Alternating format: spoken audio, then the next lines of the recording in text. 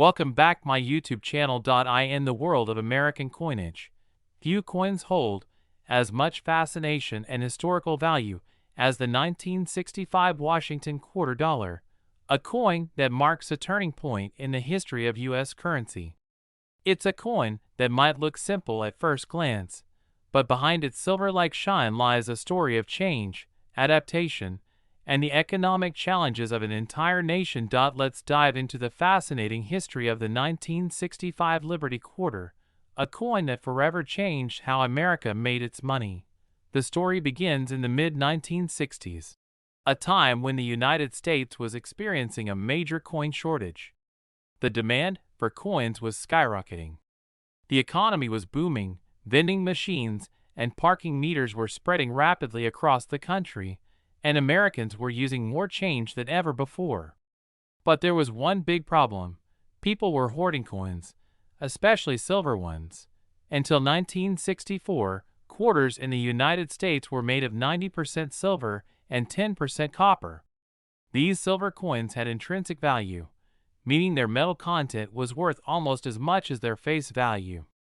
When the price of silver began to rise sharply in the early 1960s, many people started keeping or even melting down their coins for profit. This created a massive shortage of coins in circulation. Banks couldn't get enough, and the U.S. Mint struggled to keep up. To solve the crisis, the government had to make a bold move, and that's where the 1965 quarter enters history. In 1965, the U.S. Mint made a revolutionary decision to stop using silver in the production of dimes and quarters. Instead, they introduced a new composition made of copper and nickel, known as the clad design. This new coin had an outer layer of 75% copper and 25% nickel, bonded to a pure copper core. This innovation was the first major change in U.S. coin composition since the 18th century, and it marked the beginning of the modern era of coinage. The 1965 quarter became the very first quarter to be made without a trace of silver, a major shift in American monetary history. But the design of the 1965 quarter remained the same as previous years. On the obverse side, it proudly features the bust of George Washington, the first president of the United States, facing left. This portrait was originally designed by sculptor John Flanagan in 1932 to commemorate the 200th anniversary of Washington's birth. Above Washington's head, the word Liberty appears in bold capital letters, while the national motto, "In God We Trust," rests to his left. The date, 1965, is placed neatly below his neck. On the reverse side of the coin, you'll find the image of a majestic bald eagle, America's national bird, with its wings spread wide. The eagle clutches a bundle of arrows in its talons, symbolizing strength and readiness to defend the nation. Below the eagle lies a pair of olive branches, representing peace. The inscriptions, "United States of America," and "E pluribus unum," meaning "out of many, one," surround the design, along with the denomination, quarter dollar, at the bottom. This timeless design would remain on the U.S. quarter for more than 65 years, until it was eventually replaced by the state quarters program in 1999. Interestingly, even though the date on the coin is 1965, the U.S. Mint continued producing 1965 dated quarters well into 1966 and early 1967. This was done to discourage hoarding of coins with specific dates. For that reason, no quarters were struck with the dates 1966 or 1967 using mint marks. The mint marks, which indicate where a coin was made, were temporarily removed from all coins between 1965 and 1967. The 1965 quarter has no mint mark, even though millions were produced in Philadelphia, Denver, and San Francisco. Now let's talk about the numbers. The U.S. Mint produced over 1.8 billion quarters dated 1965, an enormous number by any standard. Because of this huge mintage, most 1965 quarters are very common in circulation even today. You can still find them in your pocket change, more than half a century later. However, there are a few exceptions that make collectors' hearts race. During the transition from silver to clad coinage, a small number of 1,965 quarters were mistakenly struck on leftover 90% silver planchets, blank coins intended for 1964 quarters. These transitional error coins are extremely rare and valuable. If you ever find a 1965 quarter that feels heavier than usual or has a more silvery ring when dropped, you might have one of these rare errors. The best way to confirm is to weigh the coin. A silver quarter weighs about 6.25 grams, while the standard copper-nickel clad version weighs only 5.67 grams. These silver 1965 error quarters can sell for thousands of dollars, depending on their condition. In fact, one such coin once sold for over $7,000 at auction, proving that not all change is ordinary. For regular 1965 clad quarters, the value typically ranges from face value, 25 cents, up to a few dollars in uncirculated or mint condition. Collectors often seek out coins that have sharp details, minimal wear, and original mint luster.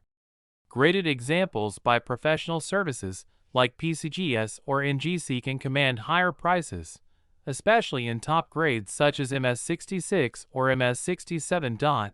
But beyond its monetary value, the 1965 Liberty Quarter represents something far more meaningful. It symbolizes America's adaptability. It reflects how the nation responded to an economic challenge with innovation and efficiency. This coin marked the end of the silver era in everyday U.S. coinage and the beginning of the modern clad coinage system we still use today. For many collectors and history enthusiasts, the 1965 quarter is more than just a piece of metal. It's a piece of American heritage. It connects us to an important chapter in the nation's financial history and tells the story of how even a small change in coin composition can mirror the larger changes happening in the world. So, the next time you hold a quarter in your hand, take a moment to look closer. You might be holding the legacy of 1965, the year that reshaped the future of American coinage forever. Next coin. The year was 1963, a time when the United States stood at the height of the Cold War, and President John F. Kennedy was leading the nation into a new era of science and space exploration. In that same year, millions of small but significant pieces of American history were being minted. The 1963 Jefferson nickel, a coin that quietly carried the legacy of one of the nation's founding fathers, Thomas Jefferson. The Jefferson nickel was first introduced in 1938, replacing the earlier Buffalo nickel that had been in circulation since 1913. The U.S. Mint decided to honor the third President of the United States, Thomas Jefferson, not only for his leadership and vision but also for his influence on American democracy. The coin's obverse features a left-facing portrait of Jefferson, designed by Felix Schlag, a German-American sculptor who won the design competition held by the Mint in 1938. Now, focusing on the 1963 Jefferson nickel, this coin was struck in both the Philadelphia and Denver mints. The Philadelphia version carries no mint mark, while the Denver Mint version bears a small D mark just to the right of Monticello on the reverse side. In total, more than 457 million coins were minted in Philadelphia and 276 million in Denver, making it one of the most common Jefferson nickels of the early 1960s. The coin is made from a composition of 75% copper and 25% nickel, with a weight of 5 grams and a diameter of 21.2 millimeters. This metal composition gave the coin its distinctive silver-gray appearance and durability, allowing it to remain in circulation for decades. On the obverse side, you'll find Jefferson's portrait with the inscriptions "In God We Trust" and "Liberty 1963." On the reverse side is the famous image of Monticello, Jefferson's Virginia home, along with the inscriptions "E Pluribus Unum," United States of America, and the coin's denomination 5 cents. The overall design remains a classic example of mid-20th century American coinage art. The 1963 Jefferson nickel also has a special place in U.S. coinage history because it represents the final year of production before the Mint changed the master die for 1964.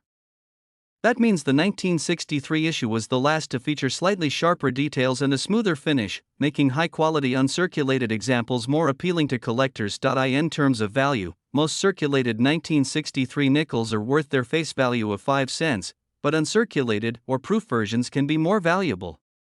The proof coins, struck at the San Francisco Mint, were produced with mirror-like finishes and sold directly to collectors in special sets.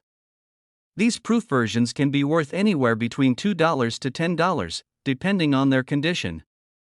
High-grade uncirculated nickels from either the Philadelphia or Denver Mint can fetch between $5 and $50, and exceptionally rare examples with strong strikes or full steps on Monticello, known as full steps nickels, can command prices above $200 at auction. Collectors particularly value the full steps designation, as it shows that the coin was struck with exceptional sharpness, fully revealing all 6 steps of Monticello's staircase. Because of this detail, 1963 Jefferson nickels with clear full steps are among the most sought-after versions for serious numismatists. Today, the 1963 Jefferson nickel remains a nostalgic reminder of early 1960s America, a time of change, innovation, and national pride. Though common in circulation, it's a beautiful piece that connects everyday people with a deeper chapter of U.S. history. Next coin.